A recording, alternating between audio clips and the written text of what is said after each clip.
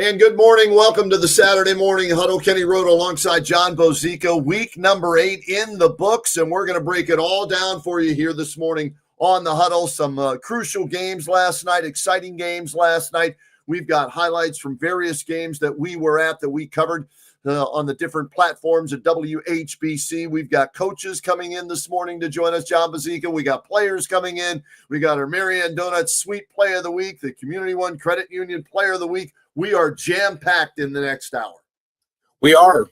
It's an exciting hour of Stark County High School football that's ahead of us. Week 8 did not disappoint. It normally doesn't at this point. Typically get really, really good football by the time that you get to week 8. And as you said, some really interesting things happened last night. Our radio game was great between Tuslaw and Fairless last night. Tuslaw came on the road and gave Tuslaw Northwest. Oh, Tuslaw and Northwest. I'm always thinking Tuslaw Fairless. That's always the first thing that comes to my head. Right? Yeah. That's right. Tuslaw Northwest. It was a great game. 13-12. Obviously, Northwest picks up a victory. We've got highlights from that. Our YouTube game last night, Canton South and Fairless. Canton South picks up a big win. Yeah. They're kind of teetering for playoff hopes at this point, just being 3-5, and they get a big win there. And then McKinley and Lake, a big Federal League duel. McKinley gets a share of the Federal League title with a win again last night, 24-21 over Lake. And week 8, it just never disappoints at this point because everything means a lot. It's like the playoffs have already started for all of these teams. Yeah, our game, the Northwest Tuslaw game, a big Pac-7 game. Northwest trying to win the conference championship. John DeMarco will join us a little bit later on, and Joey Medor also scheduled to join us to talk about their thrilling 13-12 win. Our last 2 games, John, with the Freshmark Sugardale Radio Game of the Week. Last week, it was a 1-pointer. This week, it was a 1-pointer and extra points, special teams. As we get down to the nitty-gritty here late in the season, special teams matter with extra points, field goals, punt coverage, punt returns. If you don't spend a lot of time on special teams, it's going to come back to bite you. And some teams this year have lost games strictly because of special teams. They really have. I was thinking about you last night during my game too, because a combined 5 turnovers last night. What do you always say? The FIPS. Yes. Fumbles, interceptions, penalties. They will kill you. Last night, McKinley threw an interception. They had a fumble, and Lake threw 3 interceptions that ended up deciding the game last night. And man, it was a tight one. It could have gone either way. Second week in a row too. I said it at the end of the broadcast that Lake is 6-2. They've lost by a combined 6 points. McKinley is 6-1 now, 7-1 after last night. Right. In the last 2 weeks, they won by a combined 4 points. So that? It does not matter how you get it done. You just got to get it done. I wrote down a quote from the newspaper from the McKinley Lake game from Dan DeGeorge. I'm tired of being close, man.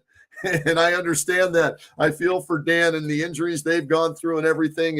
It's tough, and there's a small margin for error in a lot of these games. I really believe this year we have more parity in the teams that we cover, John, than in any other year. Because I don't see one team that is just like head and shoulders above everybody else. And a lot of teams are right there knocking on the door, and we're going to get into it all.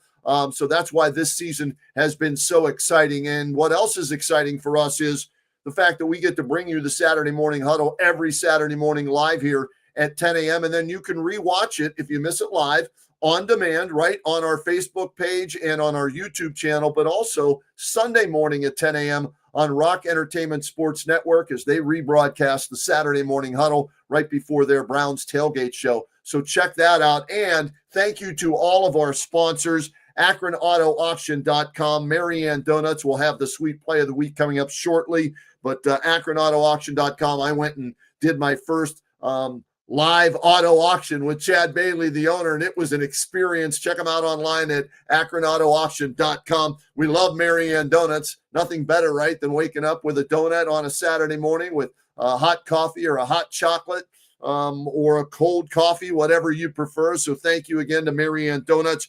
Community One Credit Union. We will announce our player of the week, brought to you by Community One Credit Union, coming up a little bit later on in the show. So thank you to them, back for another year on the Saturday Morning Huddle.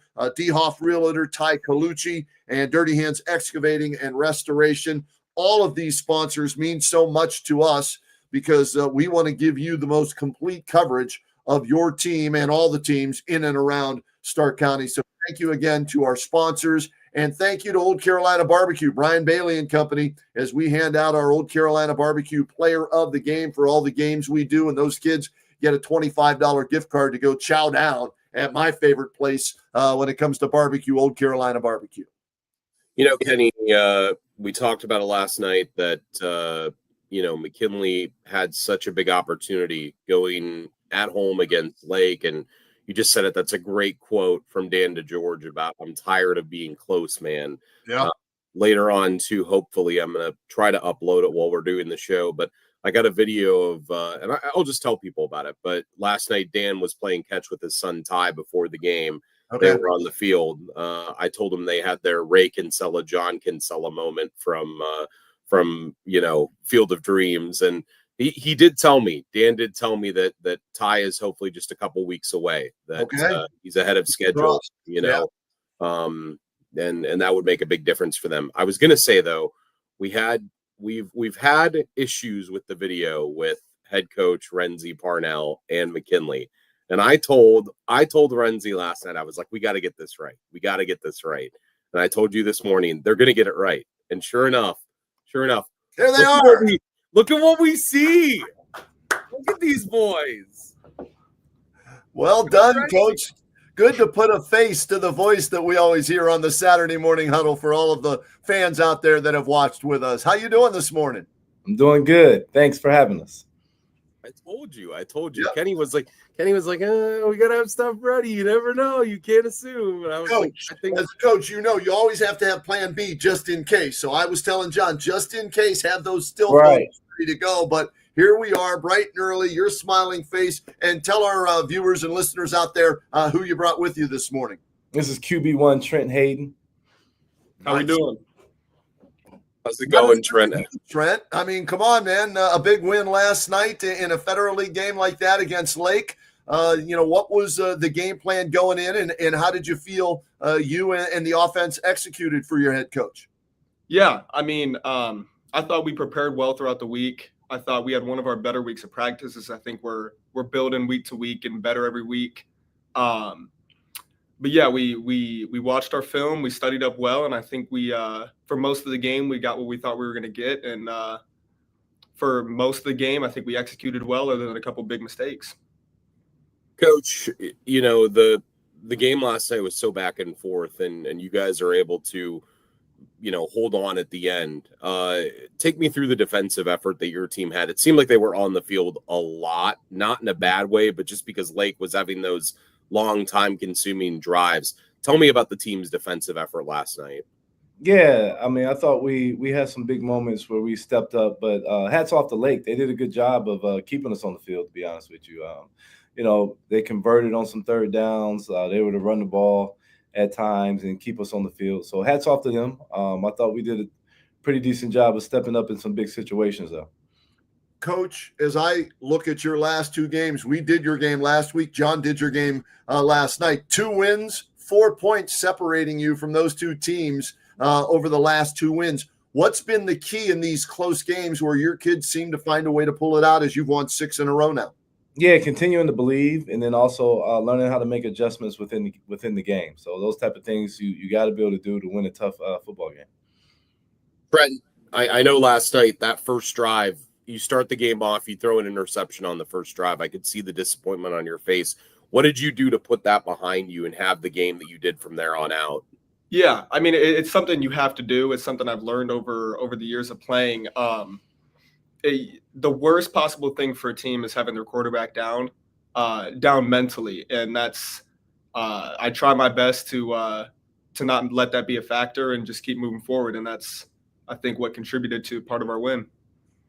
Well, you got to love the way you responded, Trent. I'm looking at your numbers, 17 of 22, a $191 in the air, and then a touchdown after that interception.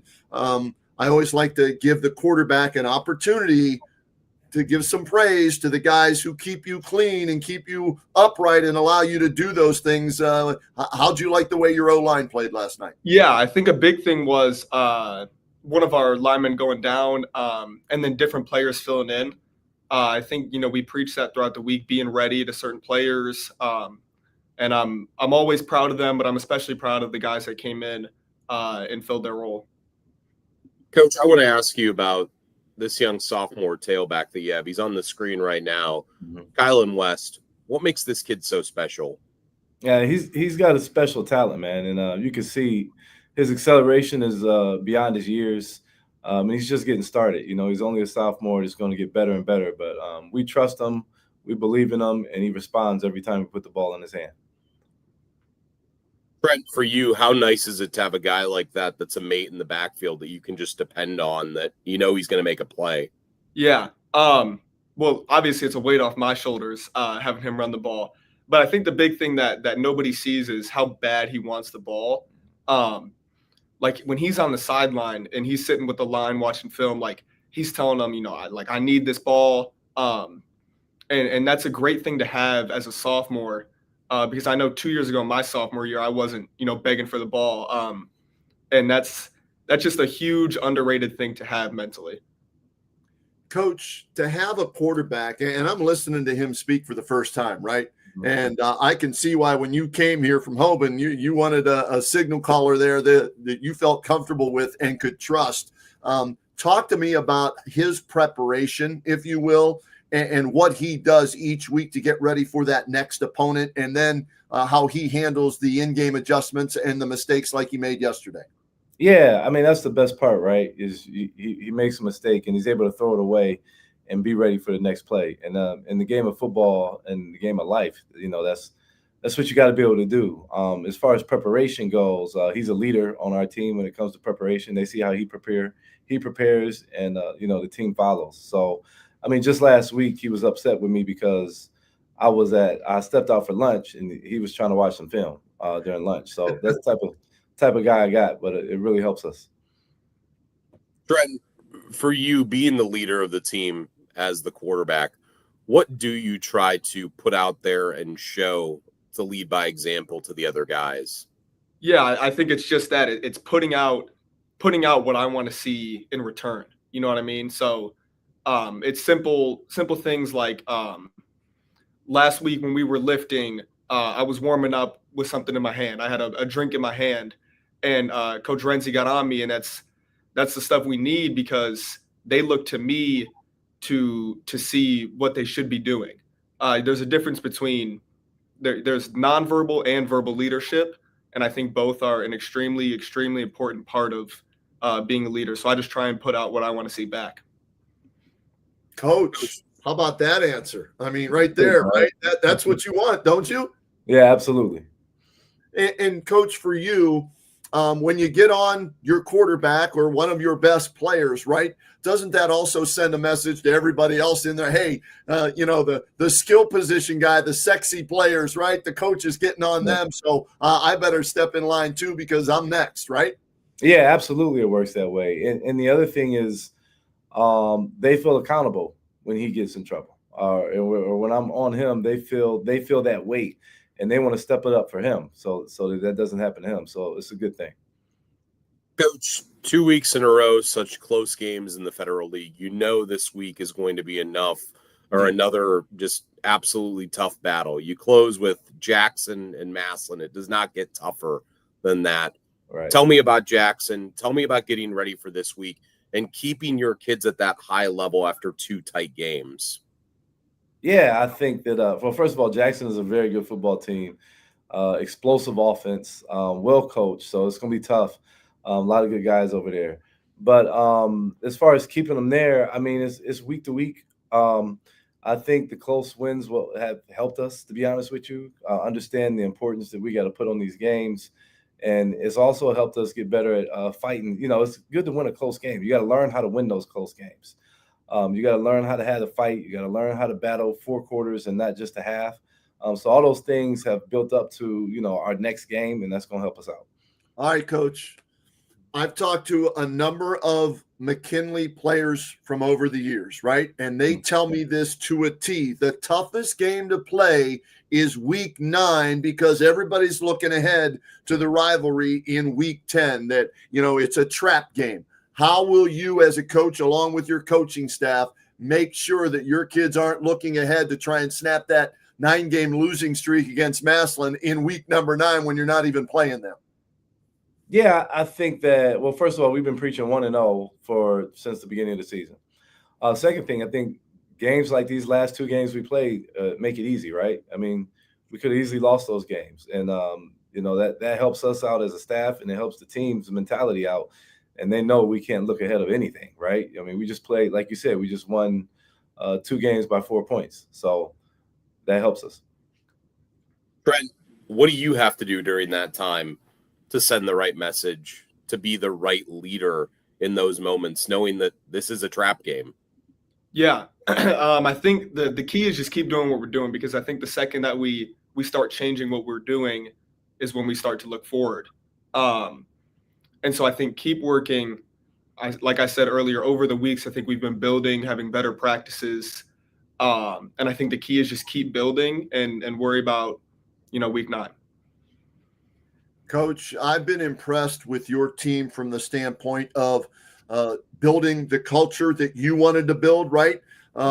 The Parnell family. I heard you when I was on the side, Dad, get him over here. So you got the family working, right? Pops. I think it was Pops, get him over here, right?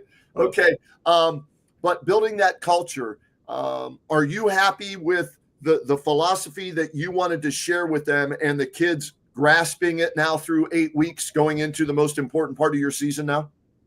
Yes, I am. I mean, honestly, we've grown so much culture wise, but at the same time, we're not where we want to be yet. So yes, I am happy with the growth, but the job is not finished. We're not where we need to be. But we are taking steps in the right direction. I will say that. So we are climbing the ladder, and I'm proud of that.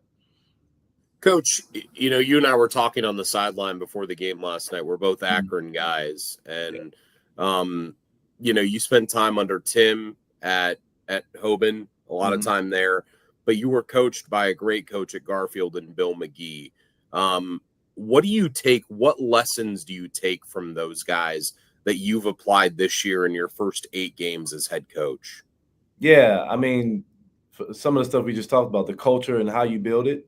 How to you got to, and sometimes you got to attack certain individuals differently, right? Because everybody's different, everybody feeds off you different. And then the other thing is coaching the coaches. I thought both of those gentlemen, Coach Terrell and Coach McGee, were really good at coaching the coaches and being leaders of men. So that's a part of it as well. Guys, congratulations. You've already wrapped up a share of the Federal League title. You control your own destiny next week as far as winning it outright. And I'll ask both of you this. What would it mean to get an outright Federal League championship, Coach, for you in your first year, and Trent, for you in your first year there? Yeah, it's huge. I mean, it's a big accomplishment. It's one of our goals. We understand it's not the ultimate goal, but it's definitely nothing slight. I talk about how good the Federal League is, how well coached the Federal League is, so it means a lot. Trent? Yeah, I think again, we're always thinking 1-0, worrying about this week. But like he said, we have bigger aspirations. As much as we want to win what we got in front of us, a Federal League title is only part of our mission here. Coach, I got to know this now too, because Coach Ewell, your wide receivers coach last night, said if he can't get the video right, come to me. Okay, come to me.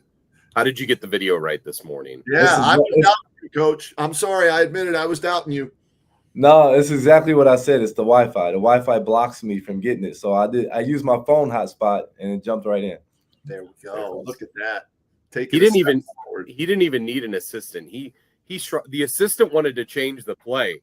He shrugged them off, Kenny, and he said, "We don't need that. We don't need that. I got the play. I got it." Renzi and Trent, guys, great win last night. What an intense environment at Benson. Congrats on being 7-1, and hey, good luck moving forward, guys. And thank you for stopping by the Huddle. Appreciate you having us. Thank you. We appreciate it. Go Pups. There we go. 1 for 1 today. How about that? Coach Renzi Parnell getting it done, and love the backdrop. You know, you see my Ohio State backdrop. Love the Bulldogs backdrop there, and a very impressive young man at quarterback there, Trent Hayden. And I can see why Renzi feels very confident when he's out on the field. Yeah, it's incredible last night, Kenny. I think that so many times we see high school kids that are quarterbacks that, they get happy feet in big situations, or they panic, or they make the wrong play. And it seemed like Trent became more laser focused after throwing that interception. He went to a higher level. And the other thing too, and I was talking with their wide receivers coach last night, Joey Ewell, and he was saying it's tough out here, man. He said, We've got 19-3 on both sides, Darius Hill and DJ Britt. He said there's just as many talented guys behind them. Right. And he said we have to find ways to get them the ball as much as we can. And I got to tell you, Darius Hill, he impressed the heck out of us last night. 10 catches, over 100 yards, and a touchdown. He kind of Randy Mossed his defender a little bit, went over top of them. So, the Bulldogs are playing good ball, but this is the week that's always been the trap. Whether it's Perry over the years that they've played in week 9 or Jackson, It has always been the week that they go somewhere or they play at home and they fall victim to it. And they seem focused for it this year.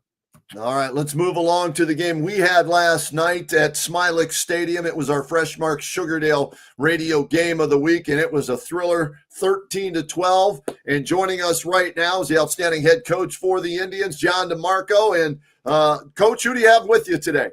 Joey Madure. All right, that's what I thought. Joey, talked to you last night briefly after the game. Always good to see a player come with the coach this morning. And so since you brought a player, I'm going to start with Joey, Coach, because he and I chatted briefly about, I don't want to call it a rivalry game, but maybe a revenge game, or having played for, Tuslaw and going against them last night, and you put up big numbers. You were our Old Carolina Barbecue player of the game, 165 rushing yards. How important was that win to you personally as well as for the school? Really just trying to get back at them, get the last laugh. We knew it was going to be a chippy game. And just ended up coming out with the win. Coach, for you having a kid that maybe has that extra inspiration, how do you use that? How do you maybe relay that to the rest of the team to maybe want to do it for this guy?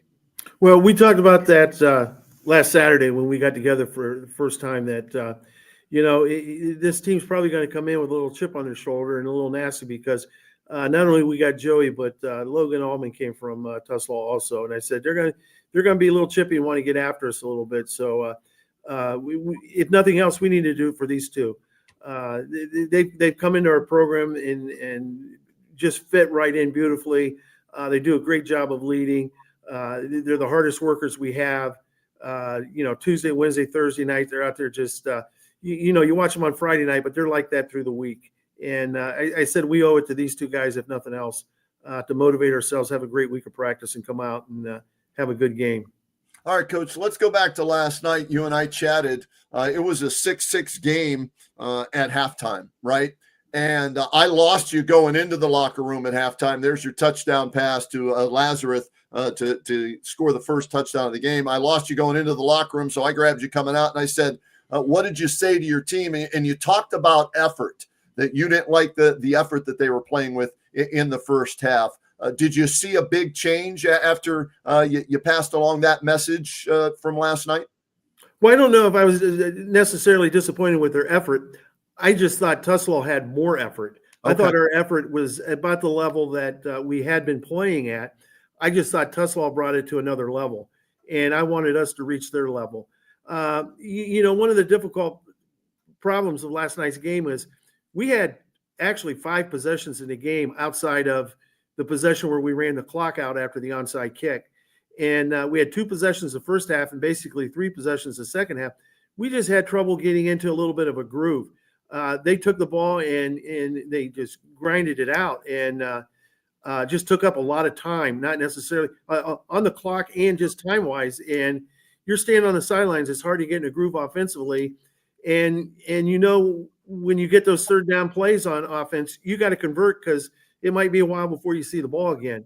I thought we needed to step our effort up a little bit, and I thought we did in the second half. Joey, I got to ask you a question because you, Braden Venables, and your wide receiver and Logan Allman, none of you are the tallest guys in the world. You're all kind of small but mighty. Is that something that you kind of carry with you as you're playing on the field, that you're not the biggest guy on the field, but you outwork your opponent? Yeah. A lot of people doubt me because of my size, but I don't let that affect me. I just play as hard as I can and I get the job done.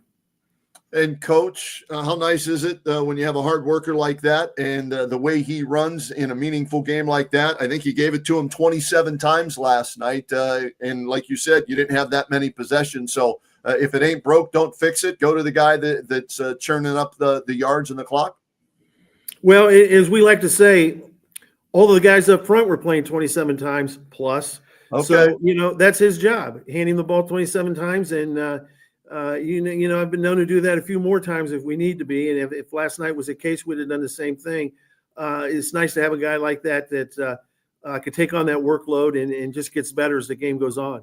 And I got to ask Joey too, real quick here, John. You mentioned running out the clock, coach. I thought you scored, Joey, on that late run. I went back and looked at my video on my phone. It looked like you were in the end zone. What did the referee tell you? And did you think you got in the end zone? And, Coach, you can comment after that, too, what they told you. I definitely thought I was in, but, I guess not. It ended up working out. We ran out the clock and won the game at the end. So, Coach, what did the official tell you? Nothing. A lot of what I heard all night. Coach, not a whole lot of feedback. I was going to say it wasn't one of the most well officiated games, and they at one time they were starting their own podcast at the 50-yard line, trying to figure out what they called and what they were trying to issue the penalty for whatever team. So you overcame that. It was just such a weird game, like you said, Coach. We were done by 9:00. That game was over last night by 9:00. I asked you then, I'll ask you now since people are watching. Have you ever played in a game that fast before? Well, it's the old Lake Perry game, with both teams just grinding it out. Those games are, and I've been involved in a couple of those games. So yes, it's been a while since I've been in that. I've been told that I like to throw the ball a little too much, and the games drag on to 10:00, 10:30, stuff like that. So it's been a while since I've been in one of those games, but yeah, it was fast. Coach, I was just looking at your guys' wins this year. You gave up 0 to Marlington. You gave up 10 to Louisville. You obviously gave up 29 to Triway, but Triway showed that they're a really, really good football team. But then the last 4 weeks, 14, 13, 14, and 12, the defensive effort of this team, Coach, what makes that side of the ball so good for the Indians this year? Well, our coaching staff it starts right with them. They're doing a great job. They're getting our guys in position to make plays. They work very hard and really doing a nice job. And then we got a lot of players back from last year, so it really helps having that experience. Our front guys, led by Colin Smith, and our linebackers, John Campbell, Jacob Garber, and Connor Stevenson, all played for us last year. So having that core back there, and then we got our safeties that are involved in our box play also with Logan Allman and Joey and Christian Breeden, really, really giving us a solid right in the middle, forcing teams to get outside on us or throw the ball a little bit. So it starts right there, and they're just really doing a nice job all the way around. John, this game came down to a 2-point conversion with 4 minutes to go. Tuslaw, a long drive. They get it in the end zone. It's 13-12, and Brock Dial, who's doing a fabulous job turning that program around at Tuslaw in his second year, decides, you know what, we're on the road. We're going for the win here. And he goes for 2, and the pass falls incomplete. Coach, were you surprised by that they went for 2? And then what were you thinking defensively there on that 2-point conversion to try and get a stop? Well, I was not surprised at all. I thought for sure he'd go for it. And you mentioned Brock Down. I think he's doing a great job there. We saw on film his teams have been playing really hard here as of late. They lost to Manchester and Triway both by 1 score. So we knew it was going to be a game, and it was probably going to come down to the end. We were hoping it wasn't that much. What was I thinking defensively? I was mostly thinking about what we're going to do if they converted the conversion, because it's my job to go down and get another score. I really don't have anything to do with the defense, but our defense did a nice job. They sent 5 guys out. I thought we had all 5 guys covered. They tried to roll out, and Jacob Garber came off the edge along with Colin Smith and prevented their quarterback from being able to break contain and kind of forced him to step up and throw the ball. So it was a great call. It was a great execution. You know, your calls are only good as the execution was, and our defense executed very well what we needed to do and made a play or forced them not to make a play, however you want to look at it. John, I'm going to jump in real quick again with a follow-up question. Were you surprised, Coach DeMarco, that Ethan Hare didn't run the ball more at quarterback, because they seem to have a lot of success with that? They're having a lot of success with a lot of stuff they did. Yeah. They just did a nice job of grinding it out and chewing up the clock and getting yardage and mixing things up.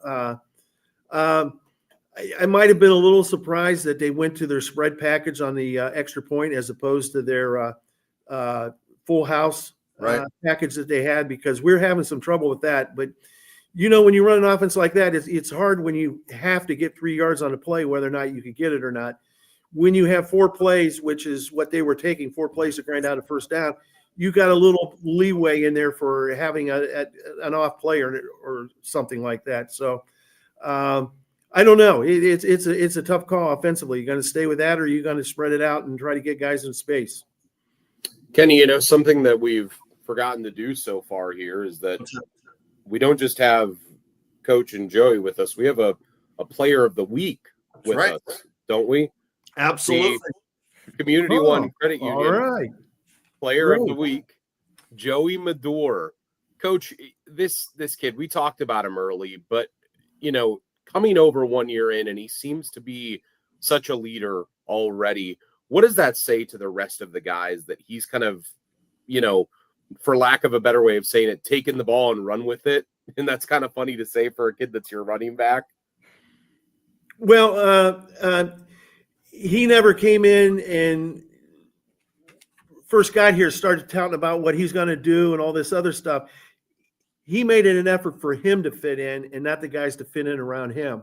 And they saw his work ethic, whether it be in the weight room or on the practice field, during summer workouts, 2-a-days, just his work ethic. And they had no trouble accepting him. They said, hey, you know, he might not have been with us all along, but he fits right in with us and he's one of us. And so just the attitude that he came in with, that, you know, I'm not going to be the guy. I just want to be one of the guys.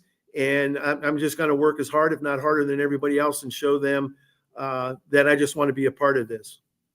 Joey, congratulations on the Community One Credit Union Player of the Game last night and of the week here today. I'm just curious from your standpoint, how were you able to fit in so seamlessly? What was your approach to becoming just one of the guys, but now you're one of the feature guys? When I came here, I just already had a lot of friends, you know, so talking to them a lot and just working as hard as I possibly can, fitting in, and everything's working out. And Joey, I saw you in on defense. I saw you on special teams. I guess you're willing to do whatever coach needs, right? Yep.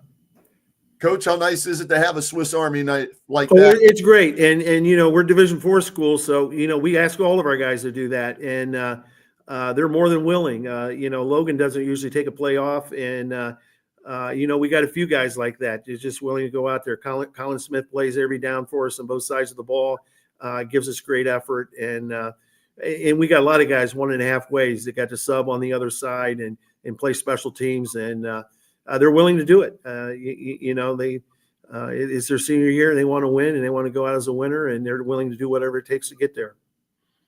Kenny, I have just one more question for Coach DeMarco. The room that they're in right now, there's a Los Angeles Chargers flag behind them.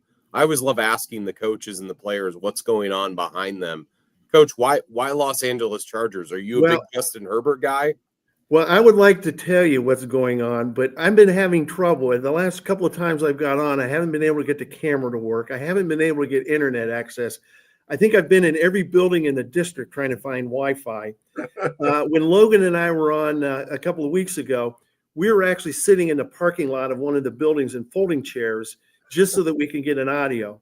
We are currently in Eric Sarball's room, who got us set up. So that's Eric Sarball's poster back there, the Chargers. So I really have no idea what's going on. Coach, you're in first place, tied for first place in the Pac-7. You got 2 weeks left. How do you maintain this level of play and come away maybe as the outright Pac-7 champ this year? Well, The best team on our schedule this week is Fairless, and we got to take care of business right there. So, our goal is always to win Friday night. So that's what we're looking at right there, and we'll see where we're at the end of next week and where we're headed. But right now, our sights just set on Fairless and making sure that we're not looking anywhere else and take care of that business. And one more thing for both you guys, because I stayed after the game and I watched. It was senior night, right? So last home game in the regular season for the seniors there at Northwest. And Coach and Joey, both you comment on this, if you will. I saw you guys. It looks like you have a tradition where you walk the length of the field and then come back. Coach, tell me a little bit about that. And then Joey, you can chime in on what that meant to you. Well, I've started that a little while ago, just walking down there. And as we walk down, I try to get the players to reflect about when they started their football careers back at the youth league. And as we're actually walking, we're walking towards the youth field, even though we can't see it across the hill, and tell them to reflect on that. And then when we get down to the end, I like to talk to each one of the seniors and say something to them and shake their hand and tell them I appreciate what they've done. But then we turn around and we see our home crowd down there and our fans, and it really gets you. Yeah. It's just a great, I hope a great tradition we started. And now we have the cheerleaders join us and the band, all senior members, just so we could reflect back on our life up until our senior year and where we're headed from that. And also to let them know when we turn around, we're looking at everybody down there, to be appreciative of those people, because those are the people that gave us the opportunity to be where we are at that time. I love that, Coach. And Joey, what did that mean to you being a part of that yesterday? It's just nice to, walk the field one last time, take everything in, see all the students, the parents, just all the fans, just great to see everyone. Guys, congratulations. Great win yesterday. A thriller, 13-12 over Tuslaw. Best of luck the rest of this season. We'll see you guys down the road. Thank you. And we always you. appreciate it when you guys make it out our way. And thanks for having us on this morning. And here's a hello to Jason Hathaway, too. Hopefully he's feeling better this morning, Coach. We missed him on the sidelines, and you guys always treat us well. So get well, Jason, all right? Yes, get well, but I got a little more free time without him around. Thanks, Coach. See you, Joey. See you. I can't believe it every year, Kenny, that Pac-7 race is always so tough. And the fact that they are the lone standing undefeated within the pack right now, wins over Triway. Oh, that's right. Wins over Canton South, wins over Orville, and a win over Tuslaw, because last night Triway went to or had Manchester at home. They didn't just win last night over Manchester either, Kenny. They won 49-7 last night over Manchester. That was a really impressive win. That's a tough league to play in, and we're gonna talk to another guy that's a part of that league here right now. 2 years ago, we were talking to this guy almost every day because he was the talk of the county with the guys that he had on that roster. And now this year, a couple years later, that's Matt Dennison, the head coach of the Canton South Wildcats, and of course, Braylon Conley joining him here. Coach, thanks for stopping by the Huddle, and congrats on the win last night over Fairless. Yeah, thanks for having us. It was a good, solid win for us, and it was a fun win. It was a little bit back to my historic roots last night. We ran the heck out of the football and did a great job with that, and defense played stellar again. Coach, after a somewhat slow start, you guys have really turned it around and come on as of late. For those of us who maybe haven't seen you on a week in, week out basis, what's changed from week 1 now through week 8 when you want to be playing your best football? Well, we've played well all year, but we haven't played consistent all year. And when you play a schedule like we do up at the front end, you've got to be consistent. You got to be consistent early, and that's what hurt us. We stood toe to toe with CVCA. We made some big mistakes against them. Akron East is a game we let get away. we had some injuries. I'm a next man up guy, so I don't like to talk about injuries. But we played a little shorthanded against Manchester, and we're driving to take the lead to start the fourth quarter. We're driving to take the lead to start the fourth quarter against Northwest, and we haven't just been finishing. And now I think that's we're getting to that point where we're finishing some stuff. We're becoming a much better gelled team, and I think. Playing that tough schedule early, and we looked at our first 4 of our first 5 opponents going into last week had a total of 3 losses on their schedules. So we play. I feel we play one of the toughest schedules around, and we do that so that we can. It's all about winning the playoffs, and now we've got to put ourselves into the playoffs the next 2 weeks. But I think we'll be battle tested, and I think we're very battle tested going into this stretch run. Braylon, last night, 29 times you toted the rock over 190 yards and a touchdown. The confidence that your coach has in you to give you the ball that many times, what does that say to you, and what kind of confidence does that give you? I mean, it just shows me that the coaches know what I can do, and I feel like every time I touch the rock, I feel like I should do what I got to do for my team to win. Work for my boys, deal blocks, and I feel like we do good, make it run with it. And what about the guys up front, Braylon, who are doing the dirty work for you to get the limelight, right? Yeah, I told them after the game, I told them they did some good blocks. I was proud of them. We make mistakes here and there, but we pick them up, do better every play. And I felt they did a good job last night. Good blocks for me. Made some good runs. Coach, I don't know that people know it, but in the 2 deep that you normally send out, you don't list Braylon as Braylon. You list him as B-Dog. Why do you list Braylon as B-Dog, Coach? Because he put that on Huddle. That's his name on Huddle, so I guess I got to roll with it. That's how he is in the stat line. So I'm not smart enough to change the computer stuff from Huddle, so that's where we're kind of stuck with that. And that's what everyone calls him as B-Dog. So that's what he's gone with his whole life. So. All right, B-Dog, where's that come from? Tell us. Let the dog out of the bag, if you will, on this one. All right, so beginning of the year, I always I like contact, so it was just always the thing. So I always had that dog, you feel me? So it's just like everybody, So I got a friend named Butterball, Gavin Freeman. He's always called me these weird names, and ever since he came up with this B-Dog name, and everybody just called me that since then.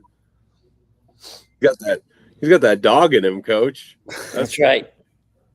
You gotta.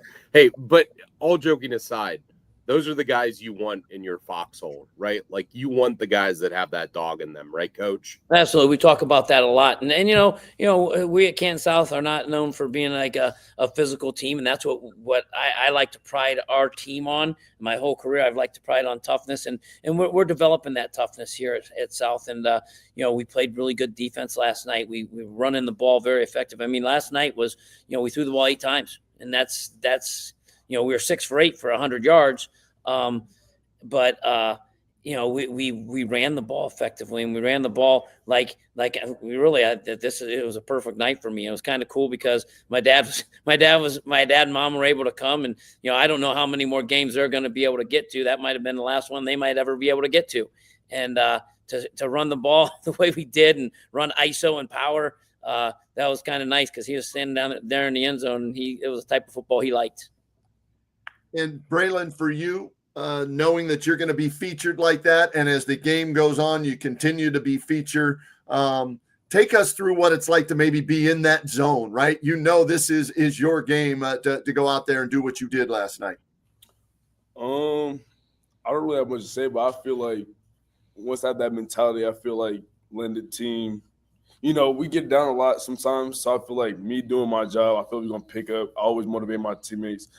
And I feel like making a good run, putting us in good yard position, I feel like, I don't know, it puts me in a good position. I feel like I can just get a good run every time I get the chance to. Coach, the confidence that you have in your quarterback, Brody Beagle, he's still just a junior, but he made a great throw last night to Therese Conley and had, I think, 2 rushing touchdowns in the game as well. He's grown a lot, hasn't he? You and I have talked about him. He continues to grow each year, doesn't he? Yeah, he continues to grow each year, and he's done a really good job. And that's the nice thing. The nice thing is we're sitting with two really good quarterbacks. And last night, was Brody's night, and he's played well the last last 3 weeks, and really, we keep it simple, keep the simple reads for him, and when he's focused, he's really, really good. He makes all the throws. And that's the thing. We didn't even get to showcase a lot of the stuff. We weren't in 10 personnel hardly at all, and we're a really good 10 personnel team. And but what we did was right now offensively. We've been moving the ball very effectively offensively, and because we've been taking what they give us, we eliminate the mistakes. That's when we're very good, because they gave us a 5 and a 6 man box last night, and our offense was good enough to say, okay, we're just going to run the ball tonight, and they didn't get out of it, so we didn't get out of it. And Brody made some really good throws, made one really bad one, but that's all right. He owned it. He threw the wrong route, and all of his balls, but one were caught last night, and the one that wasn't caught was dropped. So he could have had every ball caught. Unfortunately, one was by the other team, but 7 of them went to the good guys. But he makes really good decisions. And then running the ball. When we go 1 back, we're a 2 back, and that makes things really, really difficult for the defense, because our 1 back, we ran quarterback ISO probably 8 times last night. And, that's the one thing about Braylon. He is as good of a blocker at tailback as I've ever had. He loves to block. So and Brody's our backup one of our backup tailbacks. And when he can really run the ball, and that spread the field, and then you can still run it. And we're in 10 personnel. That's even more dangerous. And we didn't have to do that last night. I got to follow up, because I saw Coach said that Braylon's one of the best blocking backs he's ever had, and I saw Braylon's eyebrows go up. He immediately reacted to that. Braylon, why do you like blocking? You just like hitting another guy? I mean, yeah, I feel like it helps a lot, opens up gaps, and helps good yard position. Braylon, how do you carry on what you guys did yesterday into next week's game against a very good Tuslaw team? I feel like we should have a good week of practice. Get through our reps, be sharp. I feel like we'll be all right. Defensive side, I feel like there's some mistakes that we had. Flow through the ball, pursuit better, stuff like that. Little stuff that we could fix and get better and fix from that. And be able to be ready for next Friday. Coach Braylon, B-Dog, thanks for stopping by. Thanks for being on the Saturday morning huddle. We always appreciate when you guys stop by. It's your first time this year, and hopefully we'll do it again soon here in a couple weeks, Coach. Great. Appreciate it, guys. Absolutely. B-Dog and Coach D. How about that? Matt Dennison and B-Dog getting it done last night. And Canton South, they know they've got to win the next 2, right? If they want to make a playoff push and get to 500, finish the season 5-5, and see how everything plays out as far as the computer points and everything along those lines, John. So good win for them last night, a much needed win for them. It was a huge win for them last night, and as you said, it was needed for them to keep the confidence building this year, because they've had a solid year. It hasn't been exactly what they've wanted in the win-loss column, but right. They kept it tight with Manchester. They were right there in the game with Northwest, only lost by 10. Outside of the loss to CVCA by 28 and the loss to Triway by a couple scores, they've been right there with absolutely everyone that they've played with. So Coach always does a great job. Yeah. And it's always great when we can talk to him. Another team though, Kenny, that has done an unbelievable job this year, literally the best job that anyone has done at the school in over 10 years, is the Minerva Lions. And that's thanks large in part to their new head coach this year, my Greek brother in Zach Slates, who is now 5-3 after a win last night over Marlington. Coach, thanks for joining us. Who do you have with us, Coach? This is Skylar Lab. What's up, Skylar? Congratulations on the win last night. How'd that feel? It felt pretty good. Beat a EBC team, so that's always a good thing. Good way to get a win under our belt. And Coach, what about that? That's the first EBC win in a while. I won't even go how many years, but what's that mean to you in your first year and for the community? Yeah, no, it was great. I mean, it's great for these seniors. and the community getting that first EBC win since 2019. So it was great.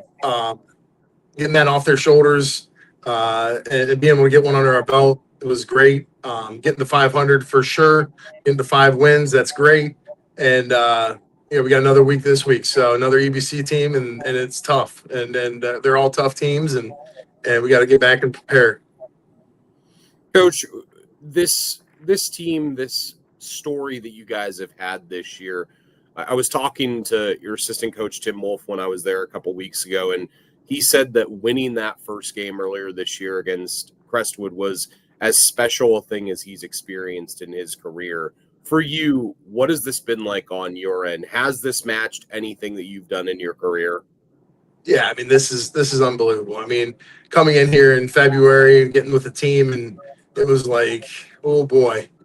And it was a long road, and getting some of these guys out, like Skylar's a kid that hasn't played in quite a few years.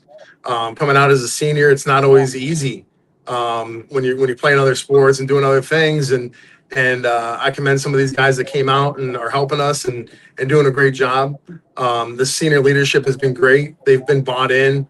They haven't questioned us, and they've followed our lead on things and continue to fight and continue to get better each week. Skylar, what did he say to convince you to come play?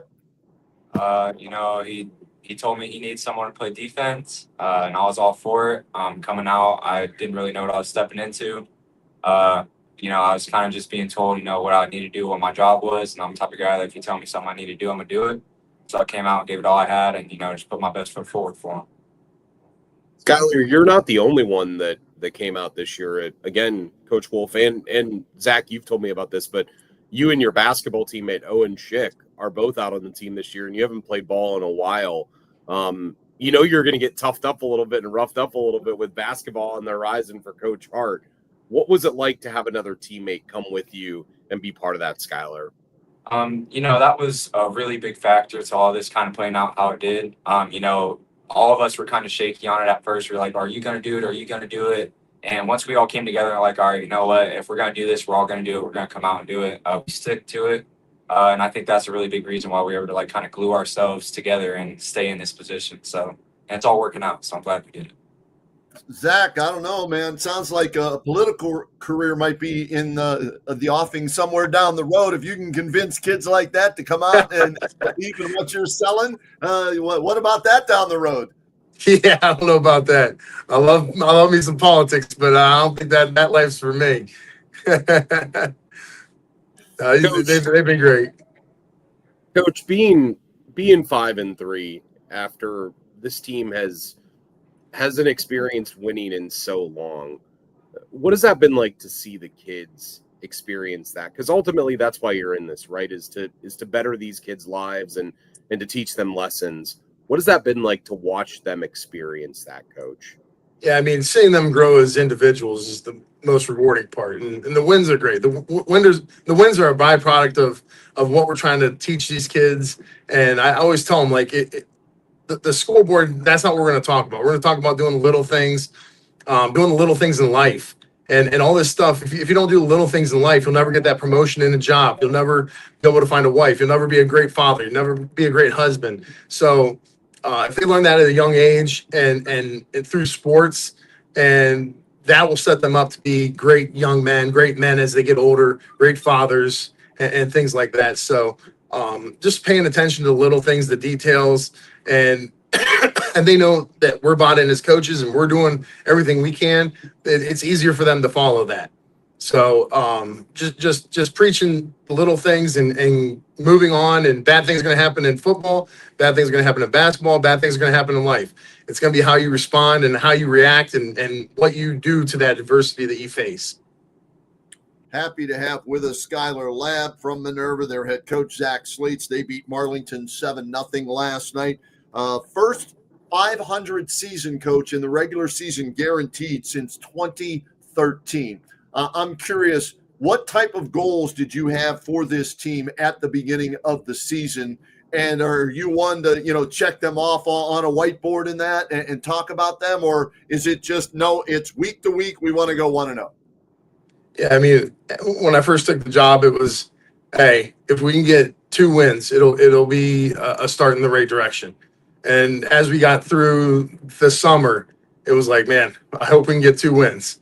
And then we got to August, and it's like, oh, maybe we can get a couple. And then as we get to the season, we're closer to the season. It's like, well, maybe we can get 4.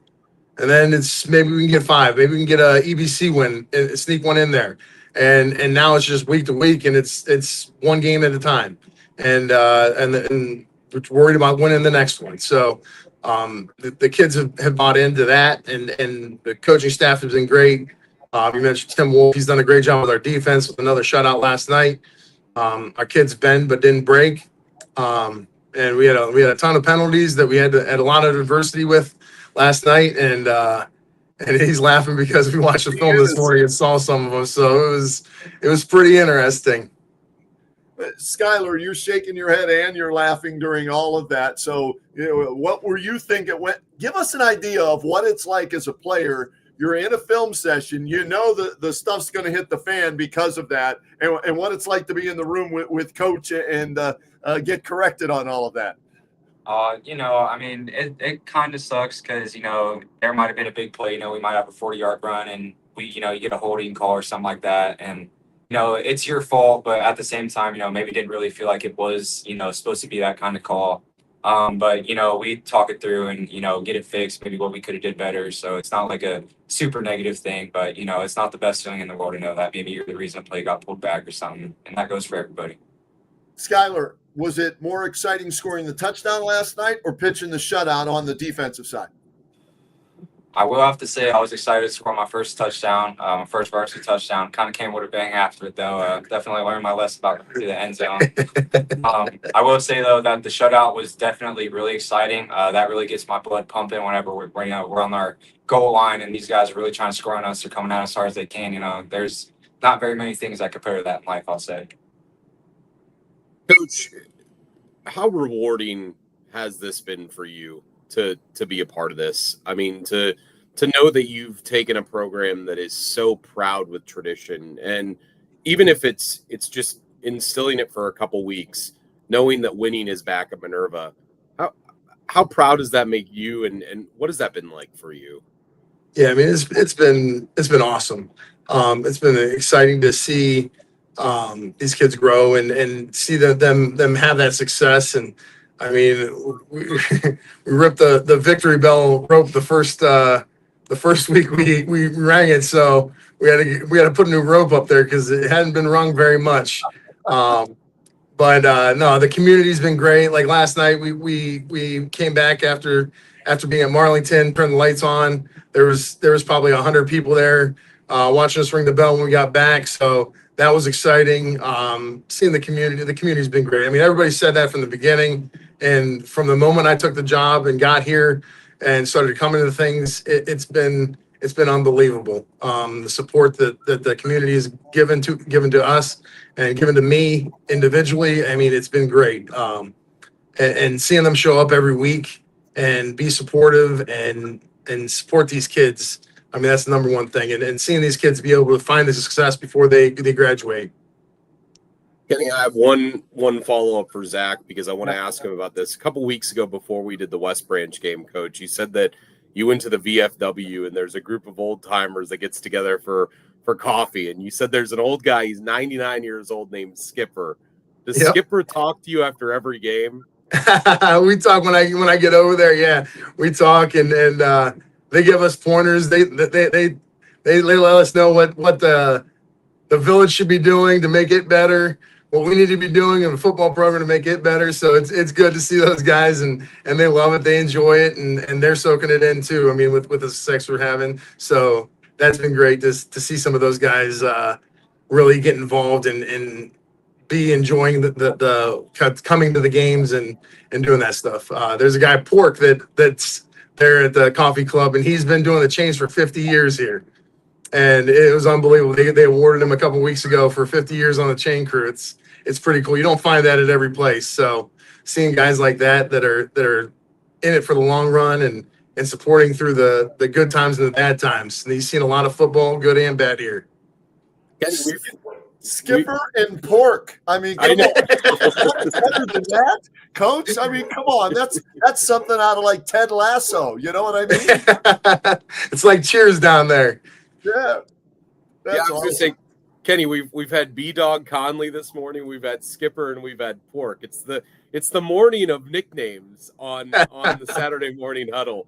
Coach, we're so happy for you. I know we say it every time, but we're just also happy for you. And in the media, everybody has always been rooting for you guys to get this right. And the fact that you're doing it, and we've known you for so long. And Skylar, we're equally as happy for you being able to experience the success here. And always, guys, thanks for stopping by on the huddle. Thanks. It's about these kids, man. It's about them buying in, and they've been the reason why we've changed it. It has nothing to do with me. I bring what my system, and they're the ones that have to buy into it. And Skylar, congrats on that first touchdown. Hopefully there's more to come. All right. Yes, sir. Thank you. All right. There you go. Oppa. I love it, man. What a great story, right? Goes there and, 30-some game losing streak over the last few years. They get a win last year, but then he comes in, doubles the win total within the first couple of weeks, and now they're 5-3, 1-2 in the EBC, and they've got 2 more regular season games to go. So what a great job Zach Slates has done there. Yeah, I mean, and what's even cooler for them, and again, it's a tough road coming in. They go to Alliance next week, who had a marathon game last night at West Branch and lost 34-28. But they go to Alliance, then they close with Carrollton at home. And if they went out, Kenny, their destiny could include a playoff game, which, I think it would be hard. It would be hard to vote anyone else in my mind as coach of the year. It's already going to be hard in my mind to vote anybody else as coach of the year other than that gentleman right there. Being 5-3 after the years that they've had, it's been an incredible run and turnaround. All right, we have one more thing that we need to get to from last night. And well, actually, a couple of things, but one big thing here, and you picked this Marianne Donuts sweet play of the week. So take it away, John, with our play that stood out this week. Yeah, I really like this. You said before we came on, bad night for Fairless, but a great play by their DB, Antrell Hunter. Picks it off at the 3, makes a guy miss. Watch him. He's got the convoy going down the sideline, knows no one's going to touch him, gets an extra block at the end, and he celebrates with his boy John Hill when he gets to the end zone. 97 yards, Antrell Hunter. Tough night for the Falcons, Kenny, but this play makes it a little bit sweeter for them.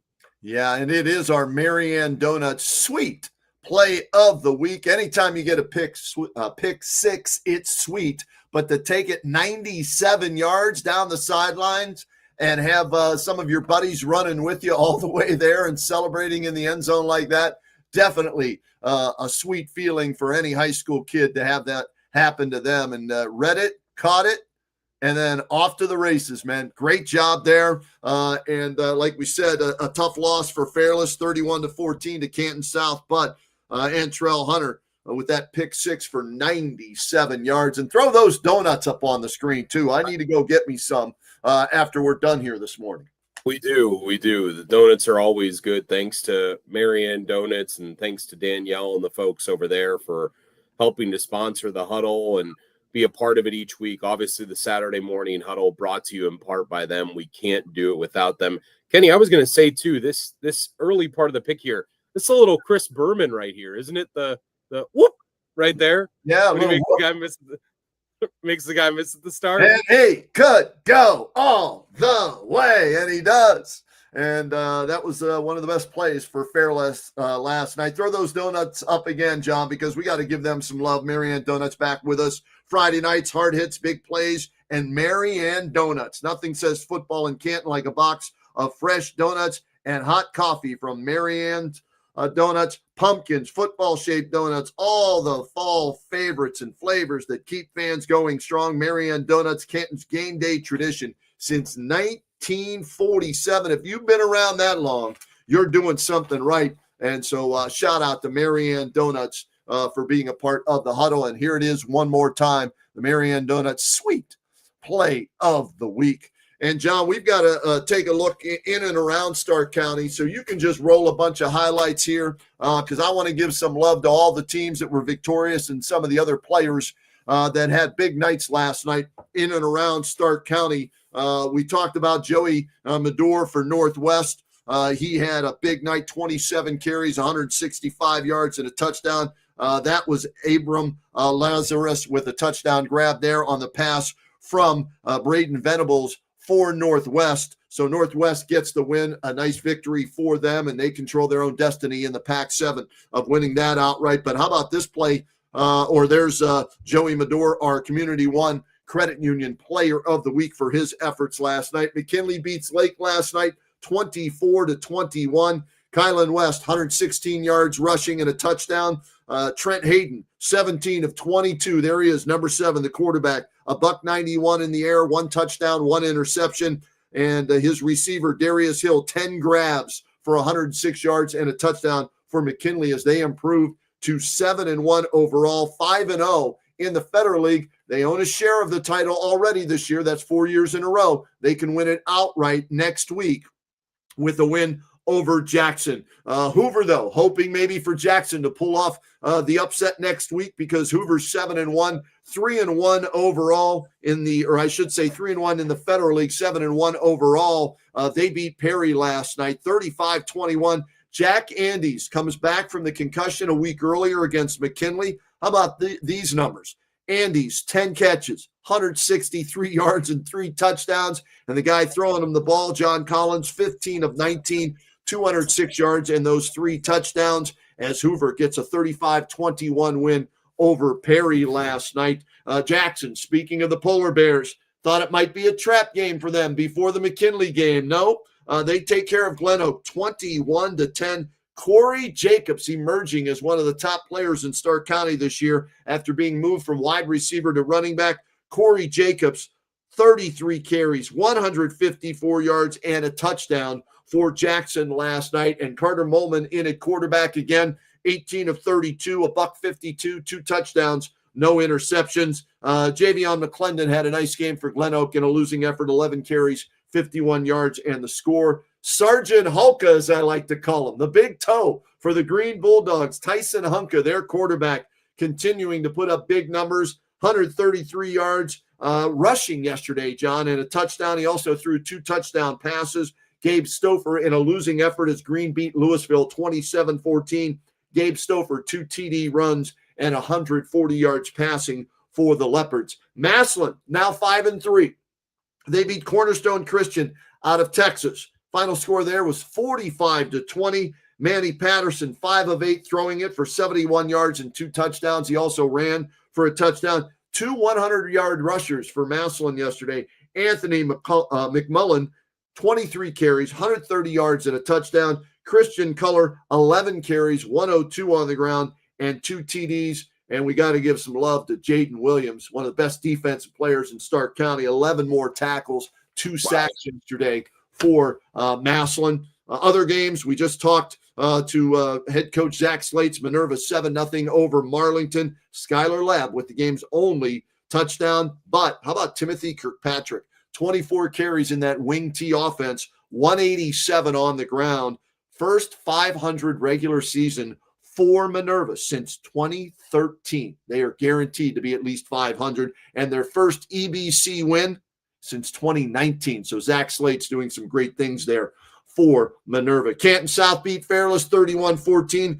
Braylon Conley, we heard with Coach Dennison. He was on with the Huddle earlier today. 29 carries, 184 yards, and a touchdown. Their quarterback at Canton South, Brody Beagle, 95 yards and 2 TDs rushing. He also threw a touchdown pass to Torres Conley, who had 6 catches for 95 yards and a touchdown. A little bit of this, a little bit of that. It was all working for the Wildcats. Cam Carl with a touchdown in a losing effort for Fairless. And also Antrell Hunter with the sweet play of the week for Marianne Donuts, that pick 6 of 97 yards. East Canton, Spider Miller and the boys, they blank Tuskegee Central 42-0. They led 34-0 at the half. Quarterback Owen McCroskey with 3 touchdown passes in that win. East Canton now 6-2 overall on the season. Claymont beat Sandy Valley 43-3, 0-8. Tough year for Sandy Valley. Richmond Heights knocked off St. Thomas 28-7. St. Thomas 0-8. And maybe the game of the night, West Branch and Alliance. John Bozeka 34-28. West Branch pulls it out to take the lead in the EBC. The Warriors led 20-0 in the first half. Alliance, a hell of a comeback. They had the ball down 34-28, turned it over on downs. So give West Branch the credit. They found a way to win again over Alliance, and I know that's rubbing those kids the wrong way. They haven't beaten them in a lot of years. J.R. Jackson, though, another solid game, 16 of 26, 218, 3 touchdowns, but uncharacteristic, 2 interceptions for J.R. yesterday. And Grady Hurst, got to give him some love from West Branch, 16 of 22, 245 yards, 2 touchdowns throwing, and 1 touchdown running in the game. And Jeremiah Thomas, huge game for West Branch, 70-yard punt return. He also had a touchdown run, and West Branch gets that win. You know, we saw Jeremiah a couple weeks ago against Minerva and really wondered if that would translate against some of the better teams. I know he's an outstanding player. He was their best player last year, and he's a great basketball player as well, and was part of their state championship baseball team 2 years ago as well. So he's just a kid that knows how to play. He knows how to get the job done, and doing that against a really, really good Alliance team is really saying something about them. Kenny, I can't believe we're into week 8. I'm going to say this now, too, that next week, Kenny and I will be presenting to you all of the computer rankings through Joe Itel as well. We're going to present that on the screen to you. We'll show you that. We'll go region by region of important regions here in Stark County, so we tell you after week 9 where everybody sits. It's unofficially, of course, thanks to Joe Itel, but you know, maybe sometime too we could get Joe to stop by the Huddle and talk about the process that he does. I've never talked to Joe. That'd be great. I've known his site for years. I would argue, Kenny, it might be the most visited site in Ohio during the high school football season. I mean, it's incredible how much time I spend on that site. Yeah, he does a great job with it. So, yeah, let's try and track him down. And I look forward to breaking those down next week. Shout out to Sue Mott. She's watching. Hi, Sue. And Sue was instrumental in getting the Huddle off the ground a number of years ago. And we appreciate all she did for us and the fact that her and her husband Dave still watch. Thank you, Sue, for everything that you did. And thanks for continuing to watch. When my dad was the class president at Lehman back in '73, Sue was his vice president. So Sue is in the family, the Bozeka family. She holds a very important place in the Bozeka family. John, let's throw our sponsors up there one more time because, like I said, this isn't possible without the sponsors, and we love having them all. I'll follow your lead. You throw them up, and I'll tell everybody about them. Akron Auto Auction, check them out online, akronautoauction.com. Chad Bailey and his staff. Like I said, I took in my first auction this past Tuesday. I was blown away by it. If you're in need of a car, yes, it's open to the public at 8:30 on Tuesday mornings. Check them out at akronautoauction.com. So thank you, Chad Bailey. And Marianne Donuts, we already talked about them with the sweet play of the week. I mean, I love Marianne Donuts being a part of the Saturday morning huddle. It's the perfect combination to get caught up on all things high school football in Stark County. And what better way to do it than with a donut, whatever your favorite flavor is, and however you like your coffee. Marianne Donuts, high school football, WHBC, classic Canton traditions.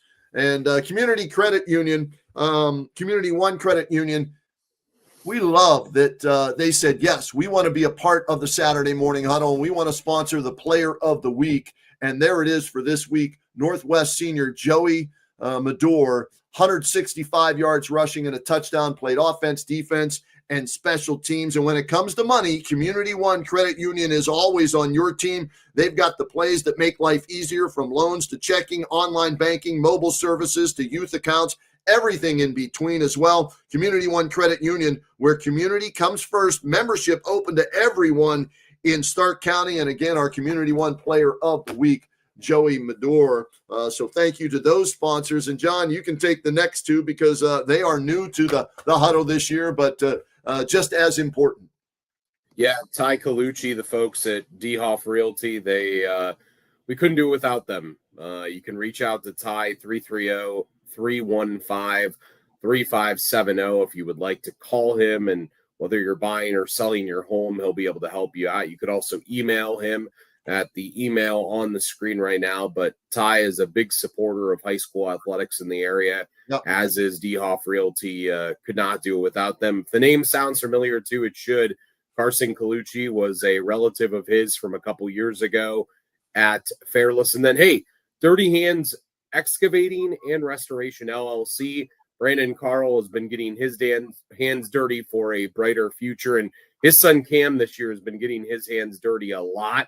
He's actually leading the county in receiving right now for Fairless, having an incredible year as Cam Carl. And we could not do the Saturday morning huddle without the help of Brandon and the folks at Dirty Hands Excavating and Restoration LLC. Kenny, week 8 in the books. We're going to break the huddle, and you got to go watch the Buckeye game. We got Ohio State, Illinois today at 12 noon on WHBC. Sunday, 1 o'clock, Browns Steelers week. Dylan Gabriel making his second start playing in Pittsburgh. Shador Sanders as the backup quarterback now that Joe Flacco will be starting for the Cincinnati Bengals at Green Bay. Crazy week for the Browns. And a bummer last night, since we're talking Stark County stuff. I stayed up, John, all 15 innings. I did too. In Detroit, the Tigers and the Mariners. And I thought for sure our guy, Dylan Dingler, former Jackson, basketball, baseball, and Stark County Player of the Year in football. He had 2 big hits in those extra innings, but they couldn't score him last night. And then the Mariners ended up winning in 15 innings. Well, and even bigger than the hits that he had a dynamite throw out at second. I mean, it was, guys, when I say that the throw was on time, the throw was there like a full half second before the guy from the Mariners slid in. I mean, what a throw by Dylan. It's so great to see him having success at the major league level. And as you said, whenever they called I forget, I think it was Adam Amin who was on the call last night. Whenever he would say Dingler lines one to left, I was like, man, I remember doing that when it was Dingler, the catcher for the Jackson Polar Bears, lines one to left. So it's so cool to watch him succeed. And hey, that's why we do this though, Kenny. Zach Slade said it's about the kids. That's why we do this, and we follow them even as they go to the pros, as Dylan is doing right now. That throw, John, if you were to put a glove on second base and had the catchers try and hit the glove, he would have hit the glove yesterday in Game 5, elimination game of the ALDS. I mean, the pressure, big home run against the Guardians, that hurt, that helped them beat the Guardians. And he's been up and down offensively, but he's never let it affect his defense and the way he catches. And yesterday he had 2 big hits, but his season unfortunately comes to an end. But I love watching Dylan, and we're going to try and get together maybe with Dylan Dingler and Kyle Nicholas, and thoughts and prayers going out to the Nicholas family as Kyle lost his father recently. So, heavy heart there. Aiden Longwell having a great minor league career now with the Colorado Rockies. And so a lot of these football guys, right, going on and doing things in other sports, but professionals. And of course, you got to talk about Harold Fannin Jr. too, right? I mean, Harold's highlights every Monday at 5 o'clock. We relive what the McKinley Bulldog did for the Cleveland Browns, number 44 for the Cleveland Browns, and Dominique Robinson with the Bears from McKinley, and Thayer Munford's on the practice squad for the Browns from Massillon as well. It's so cool to see these kids go on and do big things. Well, and I'm pretty sure last night that in the WNBA, the Aces just locked up another title, and Kirsten Bell, the former McKinley Bulldog, plays for the Aces. So we have success everywhere going on. And as I said, I was talking to some of the assistants last night, and ultimately that's the hope, is that, you get these kids that are special and, they have the ability to move on and play at the next level. And you can tell who those kids are from now, Kenny. Yep. And every Friday we get to watch them break down their film and have them on the huddle the next day. And hey, I could not be more thankful. Week 8 in the books, and I know week 9 is gonna do us even better. And then, hey, we have week 10 after that, which is just gonna be mayhem when it ensues. It's going to be a lot of fun. So keep it locked to WHBC. Pam Cook in the morning at 5:30. Kenny and JT, 3 o'clock Monday through Friday. And then check WHBCsports.com for all of our games that'll be scheduled because we're flexing the last couple of weeks, folks. So we're still figuring out which games we're going to do in Week 9 and Week 10. And, of course, we'll close Week 10 with McKinley and Massillon. But check out the webpage and you'll find out where we're at. But you'll know for sure that on Saturday mornings at 10 a.m., we'll be right here on the Huddle. Catch you guys next week. Have a great day, everyone.